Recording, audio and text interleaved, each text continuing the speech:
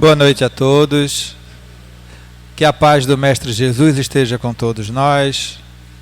Sejam bem-vindos à nossa casa para mais uma noite de reunião pública, mais uma noite de reflexão, em que aqui nos reunimos em nome do Mestre Jesus para aprender um pouco sobre os Evangelhos à luz da doutrina espírita. Hoje temos a grata satisfação de contar com a colaboração do nosso querido irmão Júlio, trabalhador da nossa casa, trazendo para nós o tema A Lei de Progresso. Para a nossa reflexão, antes da nossa prece, do livro Caminho, Verdade e Vida, a lição de número 127, Enquanto é Dia. Convém que eu faça as obras daquele que me enviou enquanto é dia. João, capítulo 9, versículo 4. Sabemos que o labor divino do Mestre é incessante e efetua-se num dia perene e resplandecente de oportunidades. No entanto, para gravar-nos no entendimento o valor real da passagem na terra, fala-nos Jesus de sua conveniência em aproveitar o ensejo do contato direto com as criaturas. Se semelhante atitude constitui motivo de preocupação para o Mestre, que não dizer de nós mesmos, nos círculos carnais ou nas esferas que lhes são imediatas, dentro das obrigações que nos competem, na sagrada realização do bem eterno. Cristo não se refere à necessidade de falar das obras de Deus, mas sim de construí-las a seu tempo. Não ignoramos que, sendo ele o enviado do Altíssimo no mundo, os discípulos da Boa Nova são, a seu turno, os mensageiros do seu amor, nos mais recônditos lugares do orbe terrestre. Os que vibram de coração voltado para o Evangelho são, efetivamente, emissários da divina lição entre os companheiros da vida material, onde quer que estejam, e bem-aventurados serão todos aqueles que aproveitarem o dia generoso, realizando em si próprios e em derredor de seus passos as obras santificadas daquele que os enviou. Jamais desdenhes, desse modo, a posição em que te encontrares. Busca valorizá-la por todos os meios ao teu alcance, a fim de que teu esforço seja uma fonte de bênçãos para os outros e para o teu próprio círculo. Nunca te esqueças de aproveitar o tempo na aquisição de luz enquanto é dia. Que assim seja. E agora vamos fazer a nossa prece para o início da nossa atividade. Vamos elevar o nosso pensamento ao alto. Querido Mestre Jesus, querido irmão e mentor Moacir, agradecidos estamos por mais uma vez abrir as portas dessa casa de oração e de trabalho para todos nós que aqui nos encontramos hoje. Que o que aqui será ministrado possa nos auxiliar nessa nossa jornada evolutiva, que possamos, além de tudo, praticar, que possamos utilizar no auxílio a nós mesmos e ao nosso próximo. Rogamos o auxílio da espiritualidade amiga ao nosso irmão que fará uso da palavra, para que consiga alcançar os corações necessitados na noite de hoje. Que Deus nos abençoe e que o Mestre Jesus ilumine os nossos caminhos hoje e sempre. Que assim seja. Meu querido, pode ficar à vontade.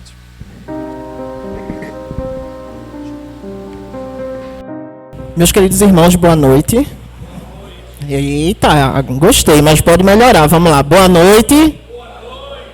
Isso aí. Hoje a gente vai falar de Jesus e para falar de Jesus a gente tem que estar com alegria. Como o nosso irmão falou, hoje a gente vai conversar um pouquinho sobre a Lei do Progresso. Especificamente, hoje a gente vai tratar sobre uma parte da Lei do Progresso, que aí fica entre a questão 779 e a questão 785, que trata da Marcha do Progresso. E esse trecho do Livro dos Espíritos, ele é muito interessante, porque ele vai trazer para a gente uma reflexão que eu acho que é muito pertinente, principalmente nos dias de hoje. Que ele vai fazer a gente refletir sobre 2 pontos de equilíbrio que a gente tem que ter na vida. Que é esses 2 pontinhos aqui, ó. O progresso intelectual e o progresso moral. E a gente vai ver como é que eles têm que estar em equilíbrio. Muitas vezes a gente prioriza mais um do que o outro. E aí a gente vai entender por que esse progresso, esse equilíbrio entre esses 2 tipos de progresso, eles são tão importantes. Então hoje nós vamos ver o quê? O que é a lei do progresso. Vamos ver o que é o progresso intelectual e o que é o progresso moral. Vamos falar um pouquinho sobre a transição planetária. Vamos ver aí um abalo coletivo moderno, que é algo que se inclui dentro dessa lei de progresso, e nós vamos entender por quê. E nós vamos também fazer uma análise de algumas das questões que são trazidas pelo codificador nesse trecho, e vamos discutir elas. Então, a primeira pergunta que a gente faz é: para onde nós caminhamos? Eu acho que todo mundo aqui já leu o Livro dos Espíritos, não é? Mas não é aquela leitura que eu falo assim, bem sublime, bem sutil, não. Eu falo ler com desejo de aprender. Porque eu, pelo menos, quando eu estou fazendo esse tipo de leitura, eu acho muito legal, porque eu sempre tenho dúvidas, todo mundo tem dúvidas, né? E eu lembro que quando eu comecei na doutrina, eu tinha muitas dúvidas. E à medida que eu ia lendo, ia sendo respondido. Mas na mesma forma que eu ia lendo, ia sendo respondido, iam surgindo novas dúvidas. E parece que o processo de criação desse livro foi tão bem feito que essas dúvidas que iam surgindo, elas já iam sendo respondidas. Então, quando a gente vai chegando ao final desse livro, a gente entende a grandiosidade do trabalho do codificador, não é? É uma coisa muito bem feita, que se estendeu ao longo de 5 livros. Quem não leu, assim, com essa vontade de aprender mesmo, eu recomendo que leia. Você vai ver que suas questões, elas são respondidas, que são levantadas novas questões dentro de você, que às vezes você vai ler alguma coisa que você não concorda de imediato. É normal, é até saudável a gente ter esse hábito de questionar, porque vai gerar na gente essa necessidade de buscar, entender melhor esses processos. Então, para onde caminhamos? A doutrina espírita, ela nos oferece uma resposta que ela é consoladora e lógica. Nós caminhamos para a perfeição. A ferramenta para essa jornada é a lei do progresso. Essa lei está inclusa no Livro dos Espíritos, na parte 3ª, que todo esse conjunto é chamado de leis morais, que são as leis que elas vão reger a vida dos espíritos. E existe uma diferença entre essas leis e as leis humanas. As leis humanas, elas são mutáveis.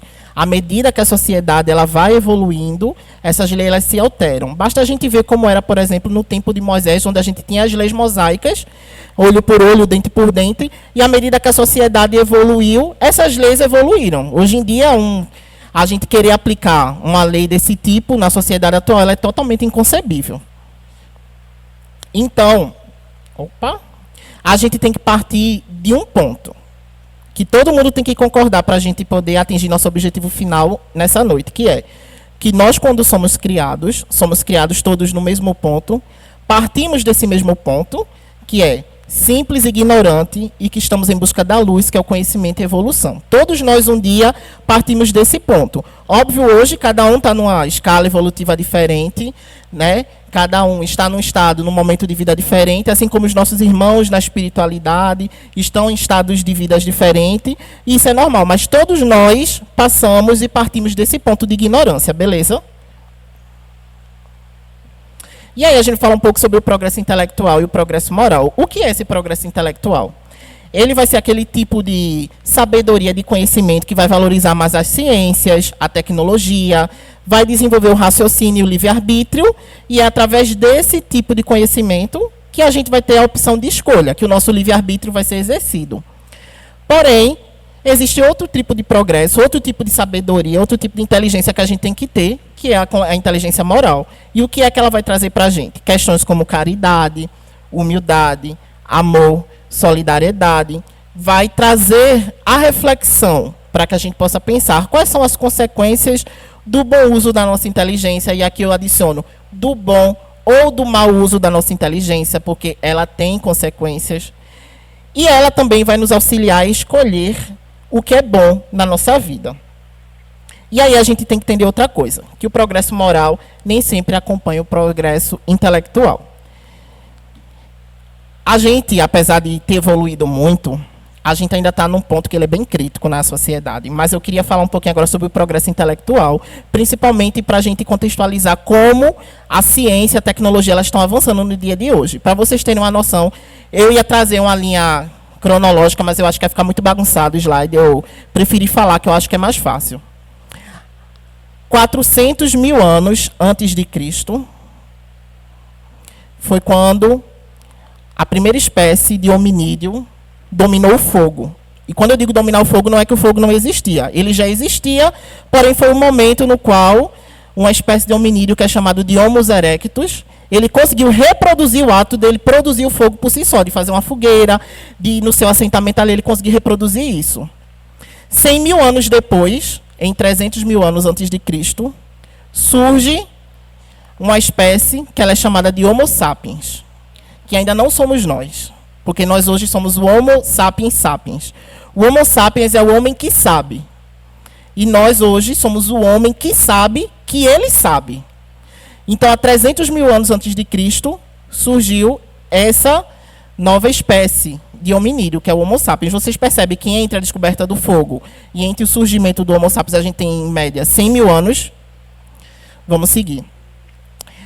Em mais ou menos 50 mil anos antes de Cristo, surgiu uma coisa que é chamada de agricultura, que é o domínio do homem sobre o cultivo dos alimentos, ele mesmo conseguindo fazer ali a manipulação da natureza, das sementes, para que ele produzisse o seu alimento num local delimitado. Ele não ia depender da natureza e do acaso para conseguir alimento.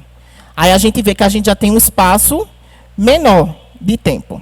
Sendo que desses 50 mil anos que surgiu a agricultura familiar, como ela diz, a agricultura familiar, e o próximo grande marco de desenvolvimento científico da humanidade, a gente tem aí só 30 mil anos. Surgiu a escrita com os povos sumérios.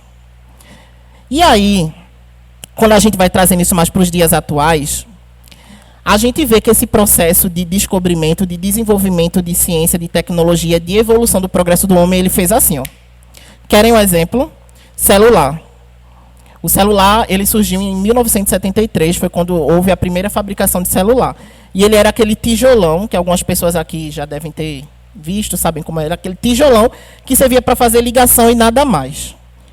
E hoje, em média 50 anos, veja, a gente estava falando de 1000 anos, 100 mil anos, 200 mil anos, 30 mil anos, para um grande marco científico acontecer, entre outros. E agora a gente está falando de 50 anos. A gente tem o smartphone, que ele serve para ligação. Mas ele serve para eu falar no WhatsApp, ele serve para eu pegar alguém que está lá do outro lado do mundo, na China, e fazer uma chamada de vídeo em tempo real, e eu consigo falar com a pessoa, eu consigo acessar a portagem de notícias aqui, eu consigo fazer pagamento hoje só usando isso aqui. Não preciso mais de cartão físico, não preciso mais de documento físico. Aqui eu tenho carteira de habilitação, carteira de motorista, carteira de trabalho, carteira de estudante. Eu quero fazer um pagamento, eu chego ali, aproximo o celular e paga. Então vejam, em 50 anos, o quanto a gente deu um boom de tecnologia. E não só nisso, mas a ciência, a tecnologia, esse progresso intelectual, ele aconteceu de uma forma muito grande. Outro exemplo, hoje quando eu estava fazendo a revisão, me preparando para vir para cá com vocês, eu estava navegando no site de notícias e eu vi uma notícia que foi o seguinte, que tinha acontecido há poucos meses atrás uma cirurgia de um paciente que ele estava tratando de um câncer. Até aí nada fora do comum. Mas só tem uma coisa que chamou muito minha atenção, que o médico que fez essa cirurgia estava nos Estados Unidos e o paciente estava na Angola, na África. E ele de lá, através de um robô, conseguiu fazer a cirurgia desse paciente. E o paciente está bem, se recuperando. Isso é outro exemplo de como o progresso intelectual ele avançou de forma colossal. Isso é uma coisa que, se a gente falasse há 50, 30 anos atrás, o pessoal ia dizer, tu tá ficando doida? Como é que o cara nos Estados Unidos vai operar outro cara na Angola? Como é que eu vou pegar um negócio, uma tela de vidro, e vou olhar para outra pessoa que está lá na China, em tempo real, e vou conversar com ela? Não tinha isso. Então, isso são exemplos de como a gente focou muito no progresso intelectual, evoluiu muito nesse ponto. A gente tem muito conhecimento, né? E apesar da gente ter todo esse conhecimento, a espiritualidade amiga nos diz que o que a gente tem de conhecimento aqui, o que a gente vai alcançar não é um terço do que existe na pátria espiritual. Eles estão bilhões, zilhões de anos-luz em questão de tecnologia na nossa frente.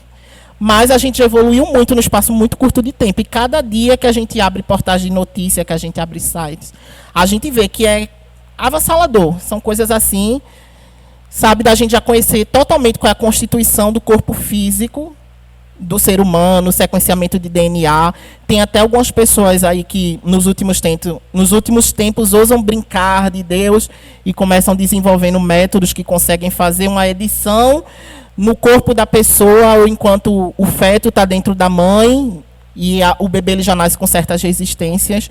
Por exemplo, um caso que aconteceu na China alguns anos atrás, que um cientista, através de um método de edição de DNA, ele conseguiu produzir gêmeos que eles eram imunes ao HIV sem nunca ter tido contato com a doença. Só fazendo essa alteração no DNA desses gêmeos na barriga da mãe. E por conta disso, necessitou de quê? Necessitou surgir de uma lei moral, que é uma lei humana, mas é uma lei moral. Que o que foi que essa lei fez? Ela proibiu pesquisas genéticas, de modificação genéticas em seres humanos. Porque a gente não sabe onde é que isso ia dar. A gente não sabe onde é que isso ia resultar. Então, hoje existe uma lei que ela é chamada de lei eugênica, que ela não deixa que cientistas trabalhem nesse sentido, de fazer modificações no corpo humano. Porque, baseado nisso que esse cientista fez, a gente poderia fazer quase qualquer coisa. Desde reduzir incidência de doenças, mas também poderiam fazer tipos de modificações monstruosas.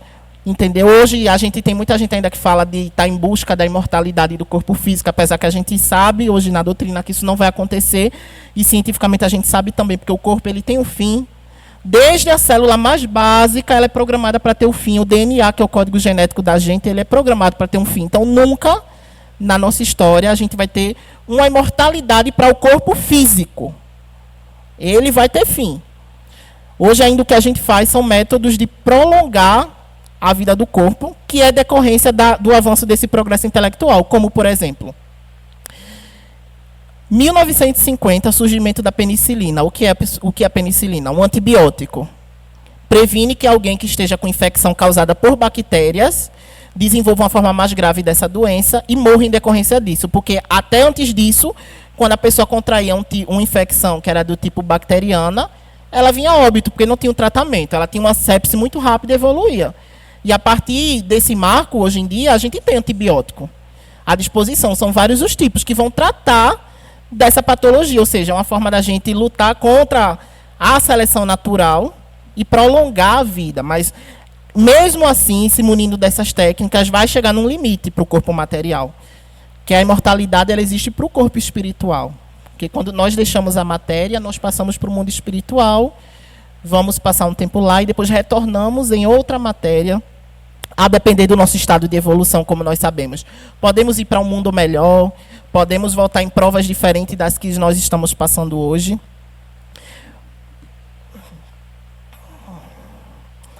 E aí, sobre essa marcha do progresso, o que é que acontece? Ninguém pode deter ela, ela vai acontecer, ela é inerente. Mas, como eu disse, precisa ter um equilíbrio. A gente vai ver que vão existir situações onde a humanidade, a sociedade, ela vai ser acometida por situações que vão causar uma grande mobilização a nível mundial. Por quê? Porque a gente chegou num ponto onde houve um progresso intelectual tão grande, mas o progresso moral ele ficou estagnado. E aí, como eu falei, tem que ter um equilíbrio. E o que acontece geralmente, segundo os espíritos, e é natural do processo da evolução, é que haja, assim, esse processo de maior desenvolvimento da questão intelectual do ser humano em detrimento do progresso moral. Mas aí, decorrente desse progresso intelectual, o ideal é que a moral da pessoa também evolua, que não se estagne só nisso. Mas quando isso não acontece, a gente vai ver que vão ter situações que vão fazer a gente acordar, dizer, opa, tem alguma coisa errada. Então ninguém pode deter a marcha do progresso. É uma força da natureza, é uma lei divina. O que pode acontecer é que esse progresso ele pode ser retardado, mas nunca definitivamente parado. Então, por consequência de ação de alguém, esse progresso ele pode, por um momento, ser retardado. A gente tem exemplos na história da humanidade. Guerras mundiais, que elas serviram tanto como um momento de retardar um pouco desse progresso, mas elas também serviram como um catalisador para que novos progressos viessem. A gente sabe, atrelada essa questão das guerras mundiais, as atrocidades que foram cometidas, nazismo, Adolf Hitler, coisas impensáveis aconteceram.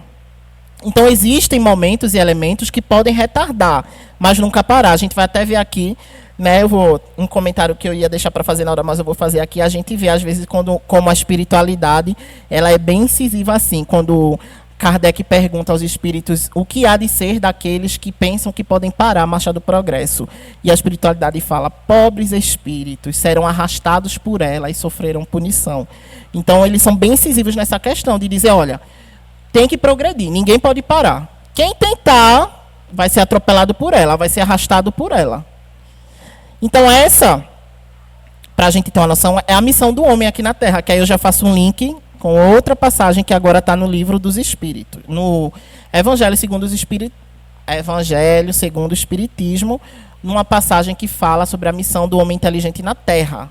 Que eles falam muito sobre essa questão de evolução moral, de a gente achar que sabe muito, mas de nós, na mesma maneira que a gente sabe muito, a escolha de fazer o bem e o mal é nossa. Ele dá até um exemplo assim. Deus deu ao homem a capacidade de produzir um material para ele empregar no seu dia a dia, na agricultura, que é uma enxada. Mas a opção de usar essa enxada para a agricultura, ou de levantar ela para ferir o irmão, é do homem. Então, aí ele já faz esse balanço sobre questão de evolução, de progresso intelectual e moral. A opção é minha, de como eu vou utilizar essa inteligência. E eles até falam que qual é a missão desse homem inteligente na Terra? É a missão dos homens que são ditos mais esclarecidos. É pegar esses irmãos que são menos esclarecidos e, enquanto você busca se melhorar, você busca se evoluir, você ajuda eles a evoluir. Porque muitas vezes o que acontece é que a gente é até meio egoísta. A gente quer para a gente, mas não quer para o outro. Eu quero saber muito, mas não quero compartilhar com o outro. Então, para a gente entender que a nossa missão não é essa. E quando o progresso é lento demais, o que é que acontece? E aí vem, Deus permite os abalos físicos e morais, que são as revoluções, as crises, as catástrofes, para acelerar a evolução.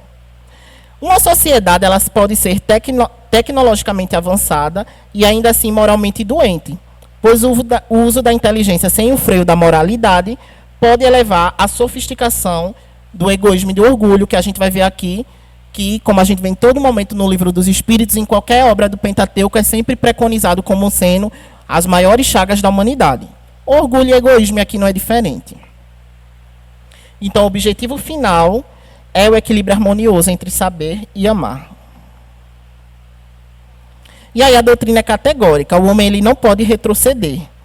Podem acontecer, como a gente falou, períodos de estagnação ou de degeneração aparente entre uma civilização. Mas a humanidade, como um todo, nunca volta ao seu estado de infância espiritual. Aqueles que tentam frear essa marcha são arrastados pela torrente. Quando a evolução ela se torna lenta demais, Deus permite abalos físicos e morais, como grandes revoluções e transformações sociais, que vão funcionar como uma terapia de choque para acelerar o amadurecimento coletivo. A gente vai falar de um especificamente aqui, que ele é muito contemporâneo a nós, todos nós passamos, que é a pandemia do Covid, que foi um desses momentos de grande abalo para que pudesse haver esse caminhar do progresso moral da gente, mas a gente tem outros exemplos na história. Como eu já citei, as guerras mundiais. O que foi de bom moralmente que surgiu delas? A gente teve a criação, por exemplo, da ONU, que ela é um órgão que evita que guerras aconteçam, pelo menos em teoria, é o propósito dela. Mas, oriundo com a criação da ONU, foram criados tratados internacionais que eles reconheceram o que é o direito de cidadania, o que é um cidadão, onde houve a primeira discussão sobre o que são direitos humanos, que hoje em dia é imprescindível na nossa sociedade, a questão de você reconhecer a dignidade do outro, porque às vezes as pessoas pensam que os direitos humanos é uma instituição, é um órgão, mas não é. É um conjunto de leis que vai trazer a dignidade humana. E o que é que está escrito lá? Nada que não esteja, por exemplo, na Constituição da gente, que inclusive é uma Constituição que é dita como cidadã e reconhecida como um texto maravilhoso, que vai garantir o quê? Dignidade, direito à moradia, à comida, educação, saúde, segurança. Isso é princípio de dignidade, isso é direito humano. É reconhecer que todo mundo tem direito a acesso, tem acesso igual a isso, que é diferente do que acontecia em outros momentos na história, como a gente pode ver, que tinha, por exemplo, o quê? Segregação racial, brancos separados de pretos. Dentro do ônibus, as pessoas pretas tinham que se sentar no fundo dos ônibus, enquanto só na frente do ônibus quem podia andar eram os brancos. As mulheres eram tidas como o quê? Como propriedade dos seus maridos. Para fazer algo tinha que pedir permissão. Mulher estudar, naquela época do Brasil Império, nunca. Fazer faculdade, ser médica, advogada, juíza, cientista, jamais. O lugar dela é onde? Dentro de casa. Então, isso são consequências desses grandes abalos, dessas revoluções, Revolução Francesa, que também trouxe o quê? Qual é o mote da Revolução Francesa? Liberdade, igualdade e fraternidade.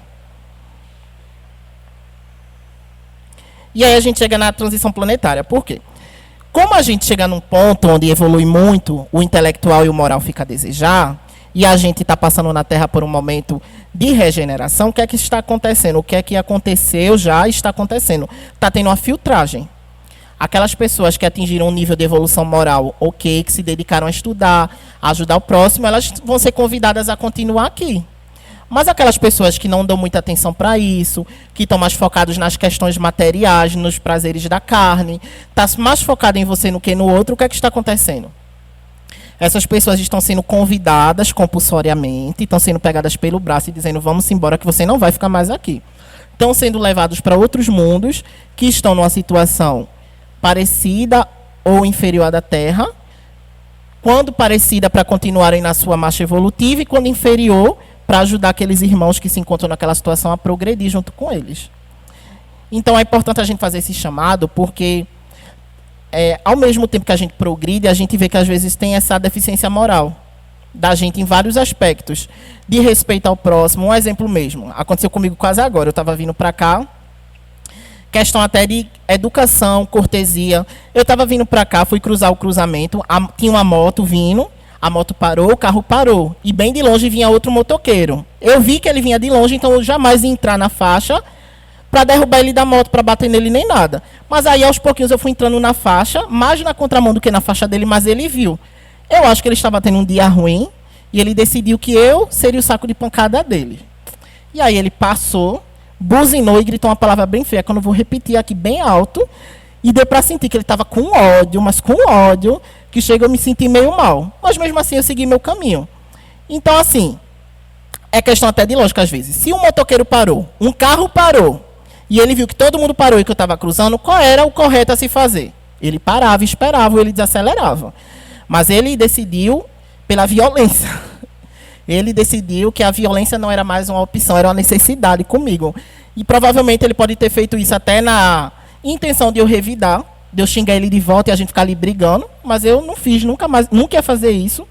Até porque a gente está cansado de ver nos noticiários o que é que acontece. É briga de trânsito por besteira, porque um cortou, um entrou, um trocou de faixa, não deu seta, o outro vinha lá embaixo, se incomodou, aí pega, o outro está armado.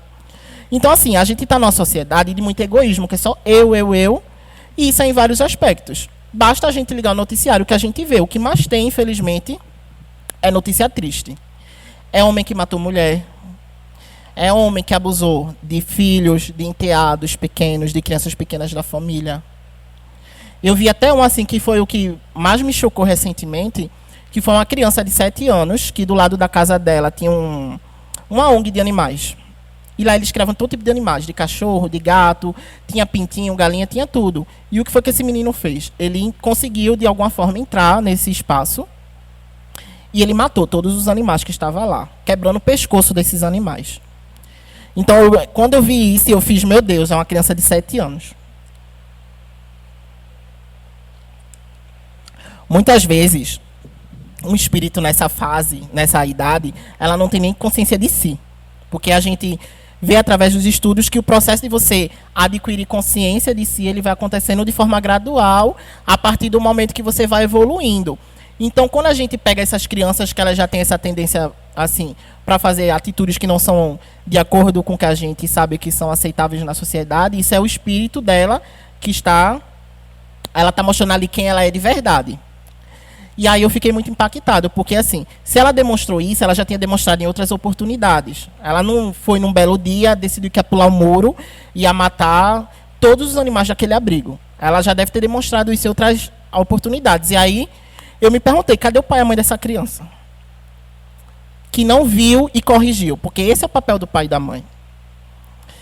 O papel do pai e da mãe está presente na criação do filho. Eu sei que a gente hoje vive numa sociedade onde a gente está sempre em busca de ter bens materiais para ter um conforto de vida, para poder promover um conforto de vida para aqueles que estão ao nosso redor. Mas nada disso vale se você está falhando no seu papel primordial. Porque quando a gente diz que você escolhe, mas na verdade já está na sua programação espiritual, mas ainda assim é uma escolha. Quando você escolhe ser pai ou mãe, você está assumindo responsabilidade sobre outra individualidade, sobre outro espírito, que durante uma boa parte da sua vida ela não vai poder tomar decisões por ela mesma.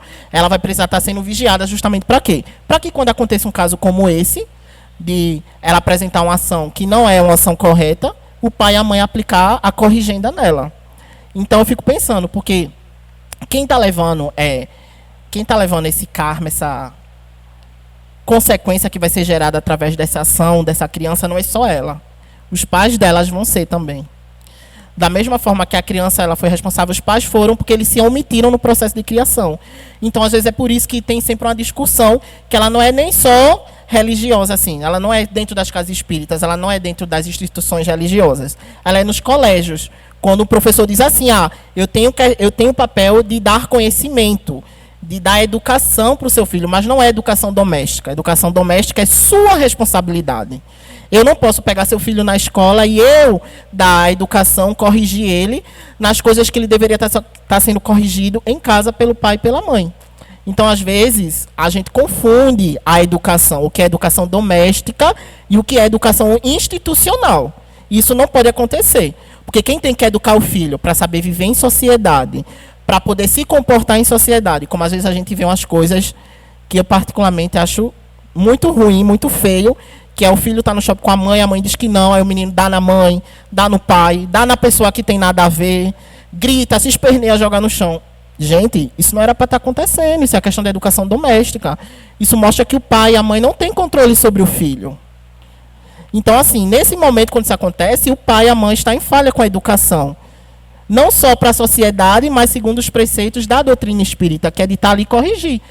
Porque a primeira vez que acontecer é para o pai chegar e dar, não importa o tamanho, é fazer, olha, não é bater, pelo amor de Deus. Mas chegar e falar sério assim, dizer, olha, você fez isso, não foi legal, você vai ficar de castigo, vai ficar em pé, olhando para a parede aí, e vai ficar pensando no que você fez. Não vai ter acesso a celular, vai chegar em casa, vai estudar, terminou de estudar, vai dormir. Até você refletir no que fez, pedir desculpa e não fazer mais. É um exemplo de como você vai educar essa criança para que ela não faça isso. Então, tudo isso está incluso no que é lei de progresso intelectual e moral. Porque, como eu disse, a gente está em busca do intelectual. Porque, hoje em dia, o que é que vai proporcionar uma estabilidade de vida? É estudo. Então, eu vou estudar muito, vou aprender muito. E a gente não fala só do estudo doutrinário, que é importante também, entendeu? E que ele vai alimentar ambos. Vai alimentar tanto o progresso intelectual, mas o moral. Mas a gente está muito em busca de, eu vou estudar muito, vou trabalhar muito, vou passar 30, 40 anos da minha vida vivendo para o meu trabalho, vou esquecer família, vou esquecer tudo. Aí, quando for daqui a 30, 40 anos, eu vou me preocupar com isso. Vai ser tarde. Vai ser muito tarde. Aquele filho vai crescer sem pai, sem mãe. Quando você for atrás dele, ele vai estar assim para você já. Porque ele cresceu só, ele se virou só. Nas datas importantes para ele na escola, ele estava só. O pai não podia ir porque estava muito ocupado com o trabalho, estava muito ocupado com outras questões. Até final de semana, que era o momento de estar com a família. Não, mas eu tenho que fazer isso, porque não sei o quê. E não dava atenção para a família. Então, tudo isso é questão de você saber equilibrar seu processo de evolução intelectual, que vai culminar em tudo isso que a gente falou de emprego bom, não sei o quê, mas o moral. Porque o moral não é só eu me dar bem com os outros que estão externos ao meu lar. A reforma moral, o processo de aprendizado e de evolução moral começa dentro de casa. Porque o maior desafio das nossas vidas está do nosso lado, dentro de casa, acreditem. É onde está aquele ponto onde a gente tem algo que é muito urgente para ser reparado, que não pode esperar mais. E é tão urgente para ser reparado que, de bom agrado, quando a gente estava na espiritualidade, para a gente resolver esse impasse que eu e Flávio tinha, o que é que aconteceu? Eu e Flávio escolhemos vir como pai e filho para resolver isso. E aí eu negligencio essa oportunidade que a vida me deu de me entender com aquele espírito que está ali dentro de casa. de resolver essas diferenças para que na próxima encarnação ele siga o rumo dele e eu o meu. Ambos desejando bem, sendo espíritos familiares, porque nós estamos nesse processo de evolução, de intelectual, de moral, a gente está sempre sendo amparado pela espiritualidade amiga, pelos nossos mentores, por um grupo de espíritos, que são os espíritos familiares, que são espíritos que a gente adquiriu tanta afinidade em outras vidas, que eles continuam ainda nos influenciando para o bem, nos acompanhando da pátria espiritual. Então, o que a gente tem que querer buscar é que cada vez mais essa legião de espíritos familiares, esses espíritos queridos, que vão nos receber quando nós chegarmos lá, seja maior, seja uma infinidade, seja um exército assim.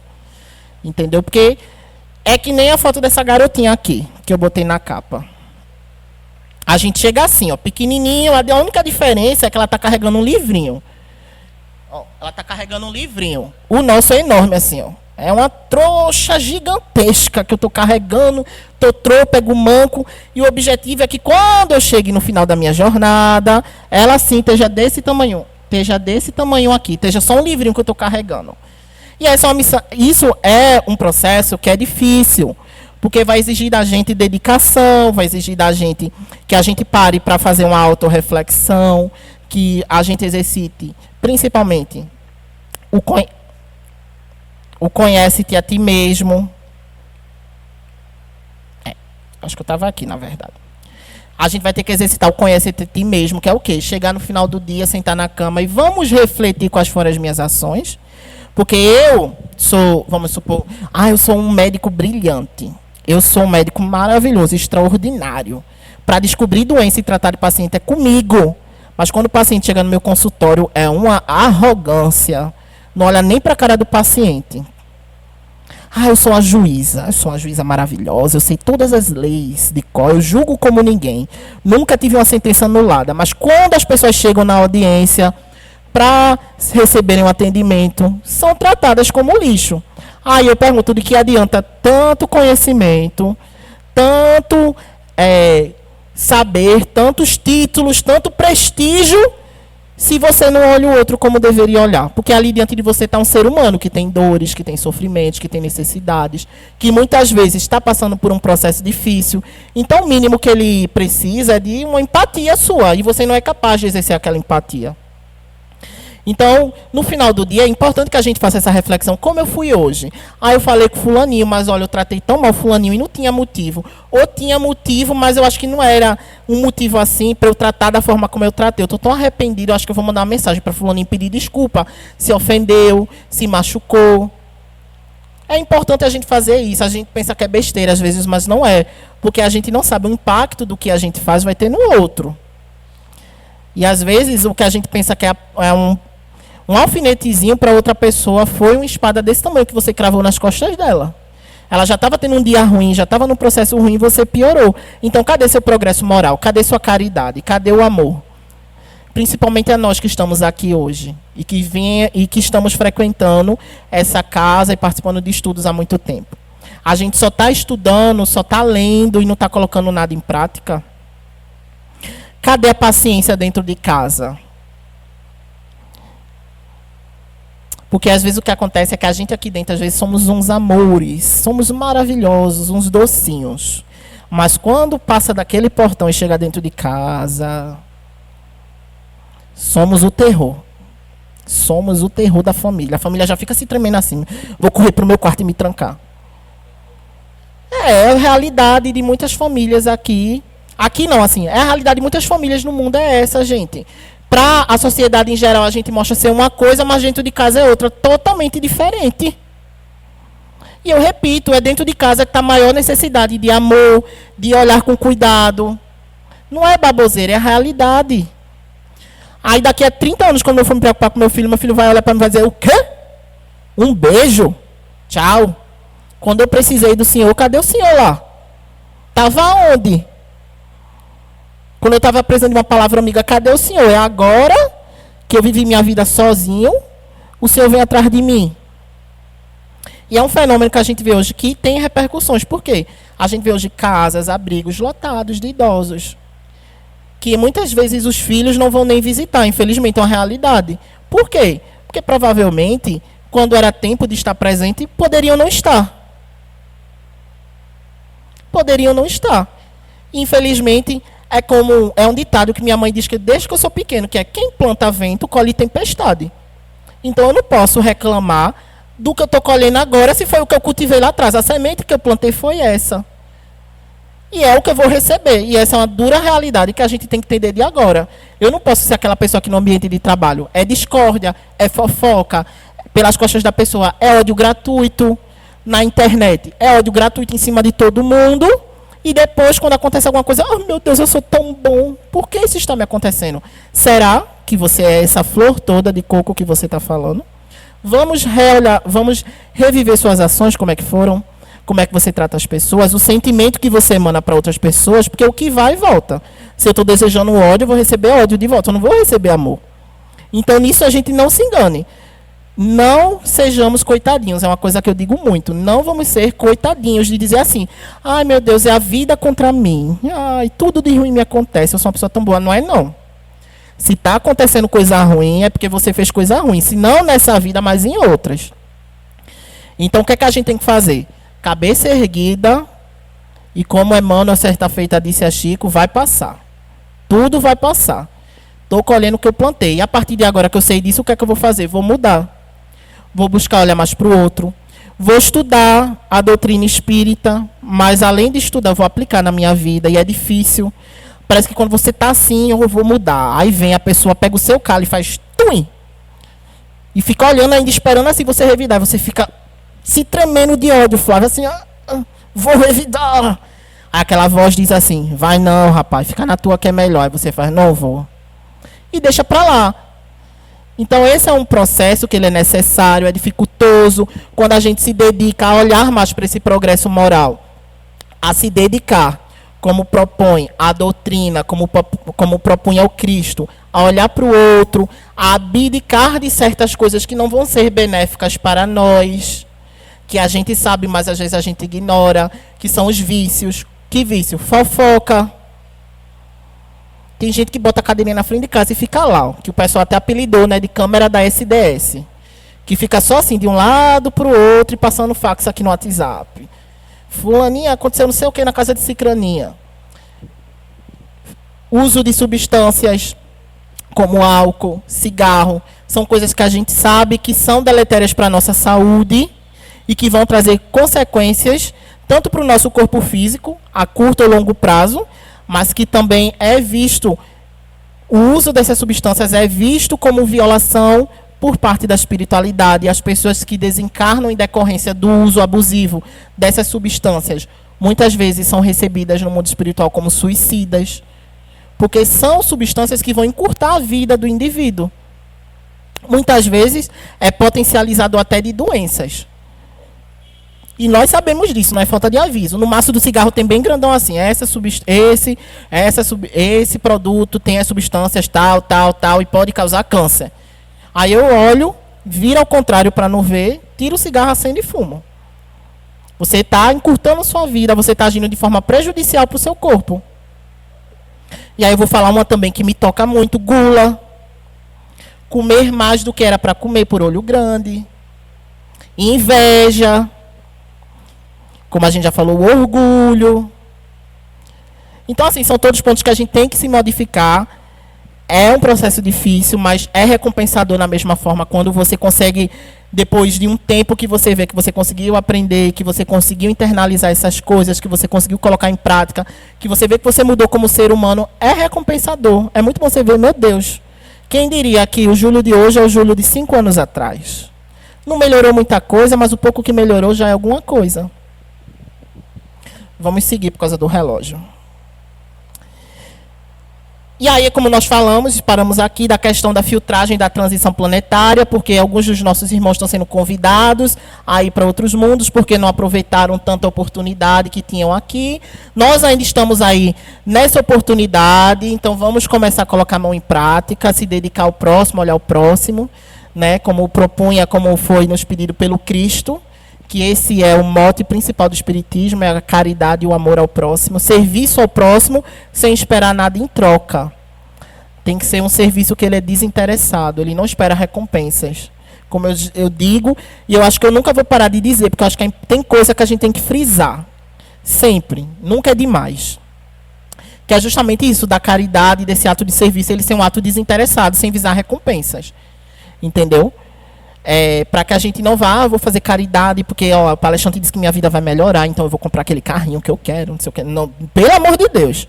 Não diga que eu falei isso aqui não, porque eu não falei. O que eu estou dizendo é que quando você começa a colocar isso em prática, você vai ser tomado por outros sentimentos de realização. Você vai ter uma felicidade que você às vezes vai saber, não sabe de onde veio, mas ela está ali. Você vai acordar um dia muito feliz e não vai saber por quê. Quando a resposta vai estar na construção que você fez. Do mesmo jeito que vai ter hábitos que você vai ver que não lhe servem mais e vai abandonar.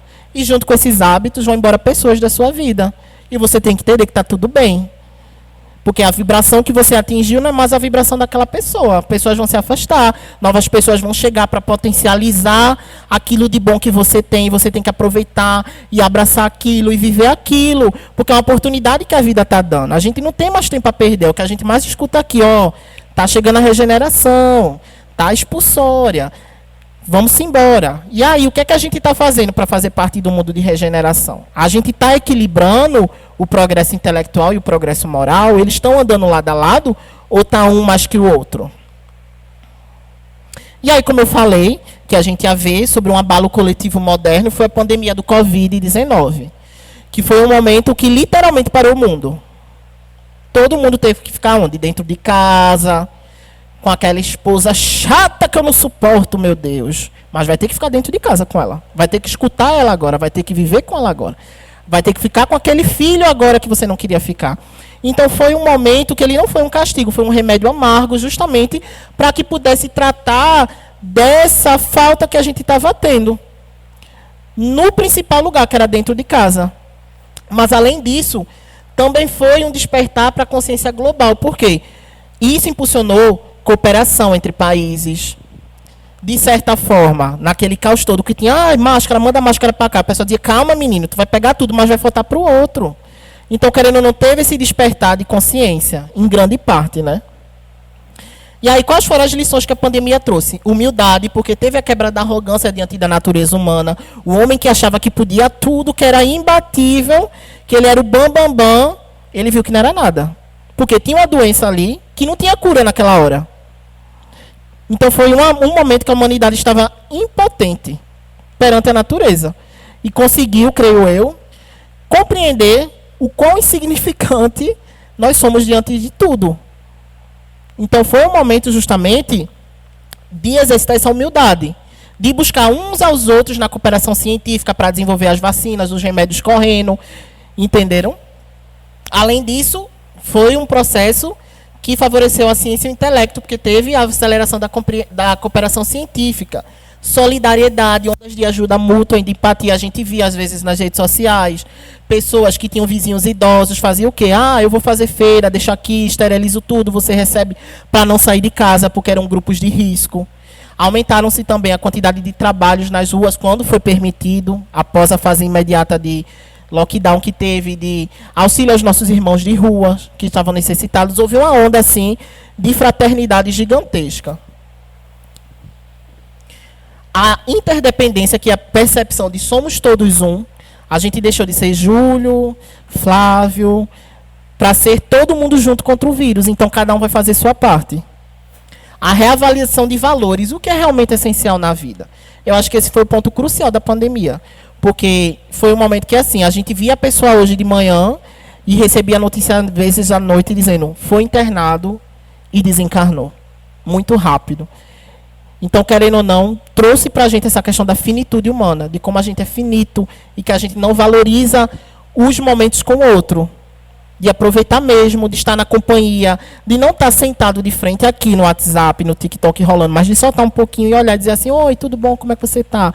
Ter aquela conversa no final do dia, e aí, não sei o quê. Então, trouxe essa sensação para a gente. Porque muita gente desencarnou. E muito rápido. E apesar da gente ter aquela preconização de, tem um grupo de risco, tinha, mas estava desencarnando gente que não fazia parte do grupo de risco. E ninguém sabe por quê. A gente ainda não sabe direito o motivo, assim. A gente sabe, assim, do ponto de vista científico, que tem a ver com o poder do vírus de se replicar e tal, pipipipopopó.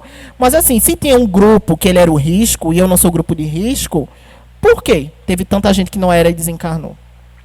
Então, querendo ou não, foi um momento, óbvio, de resgate de todos esses irmãos que passaram por um grande resgate coletivo por parte da espiritualidade, mas foi um momento de abalo para trazer essa reflexão na humanidade e dizer, ó, a gente evoluiu muito. E ao mesmo tempo que a gente evoluiu muito, a gente não sabe de nada. Mas no que eu evolui muito, eu estou aqui dentro de casa, mas eu percebi, sabe o quê? Que eu não amo minha esposa. E que eu estava vivendo só no automático, ela estava vivendo no automático. Eu não amo ela, ela não me ama, a gente não se respeita. Então é melhor que cada um siga o seu rumo agora. Foi o momento do pai parar para escutar as dores do filho. Não tinha pra onde correr. Não podia sair de casa. Então, assim, foi um momento de muita dor, mas foi um momento também de muito entendimento. De você parar, de se olhar e olhar o outro. De entender as necessidades do outro também.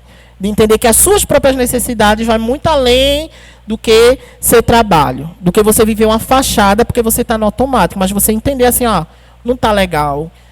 Vamos esperar passar essa fase mais crítica, que cada um segue seu rumo, vamos constituir novas famílias. Vamos ficar com quem a gente gosta de verdade.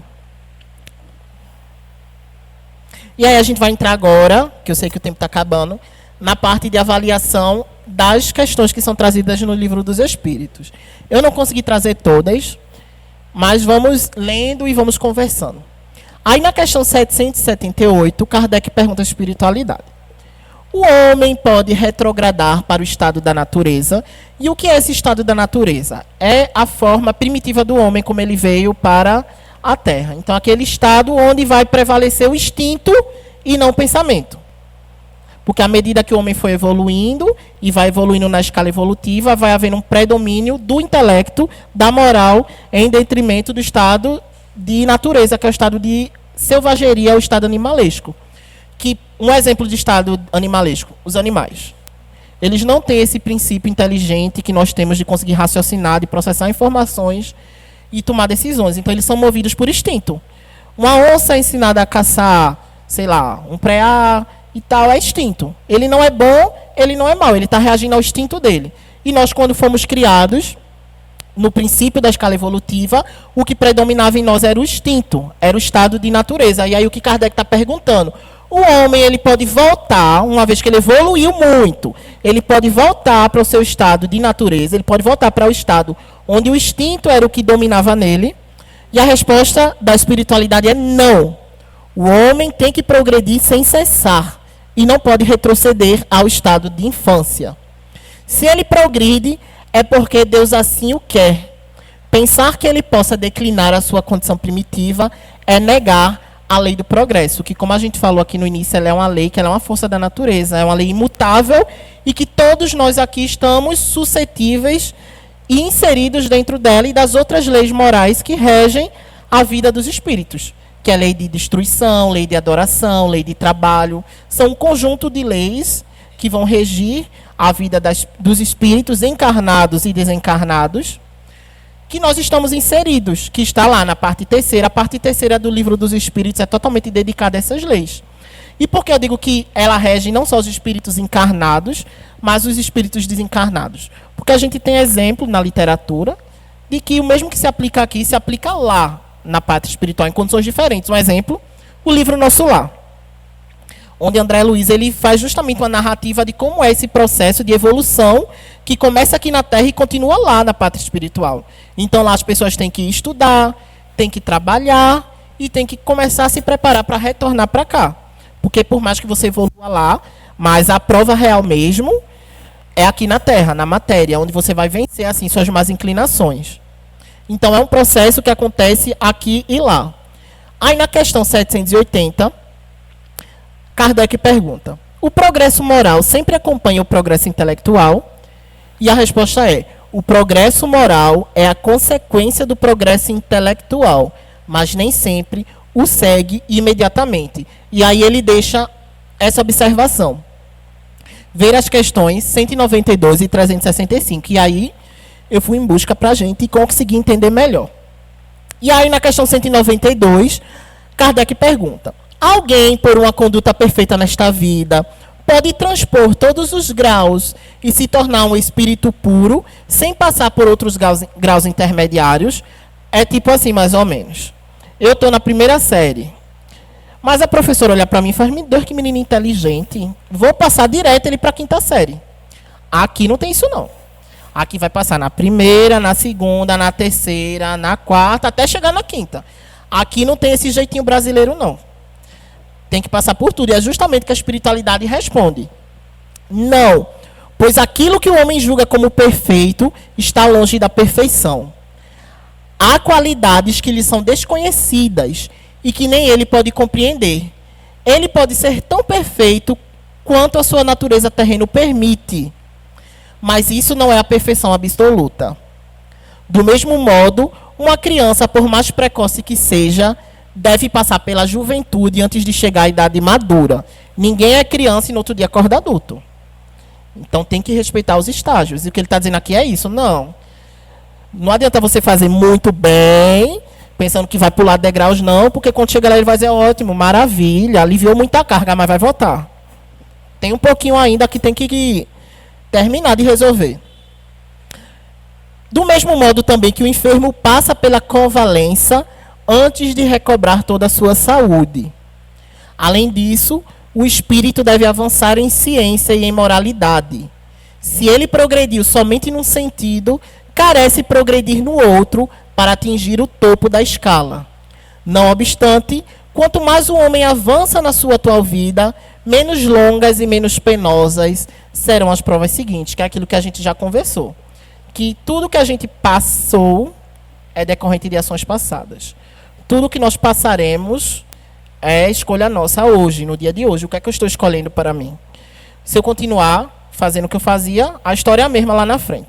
Se eu escolher mudar, ficar um pouquinho melhor, lá na frente ficar um pouquinho melhor. Mas se eu escolher ser muito melhor, vai ficar muito melhor. E a escolha é quem? É minha? É de Flávio?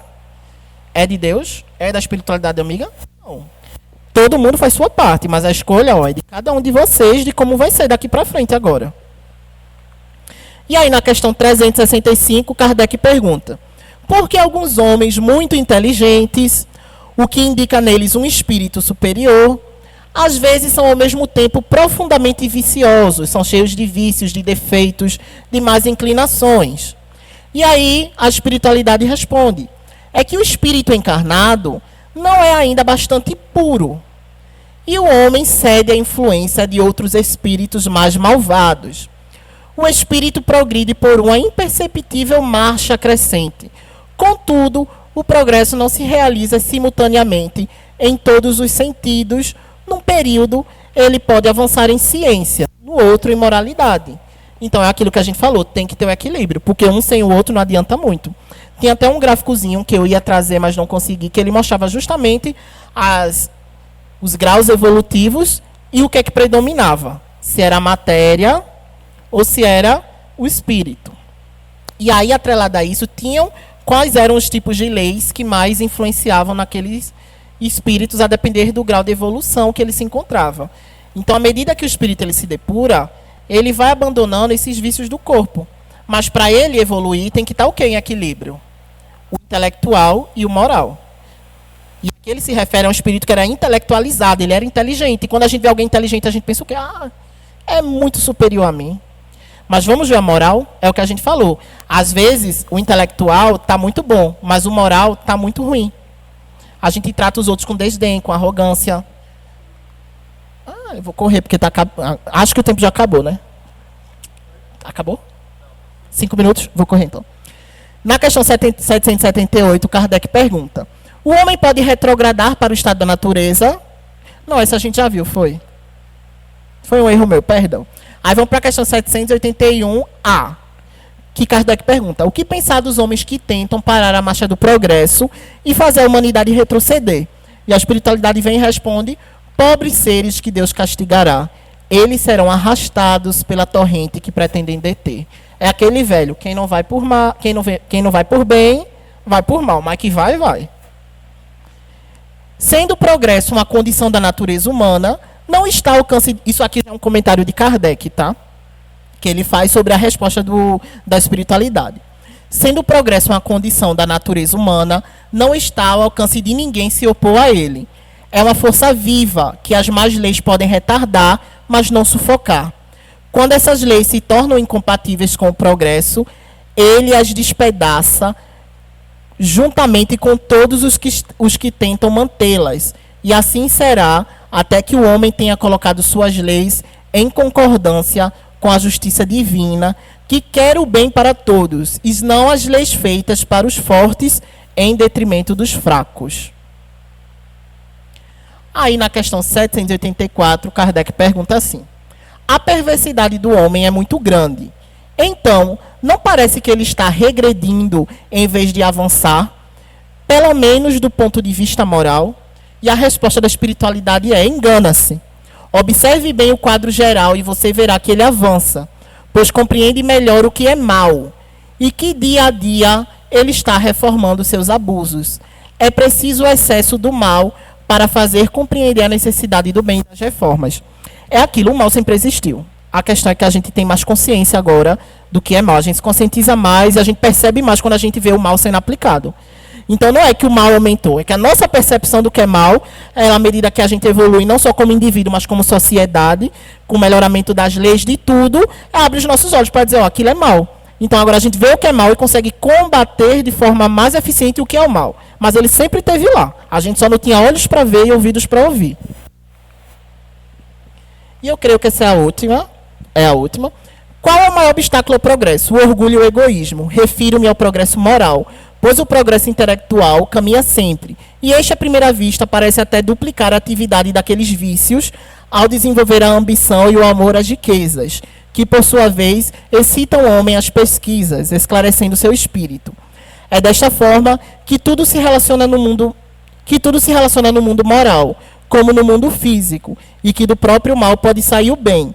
Mas esse estado de coisas dura pouco tempo e mudará na proporção que o homem compreenda melhor que, além do gozo dos bens terrenos, existe uma felicidade infinitamente mais duradoura.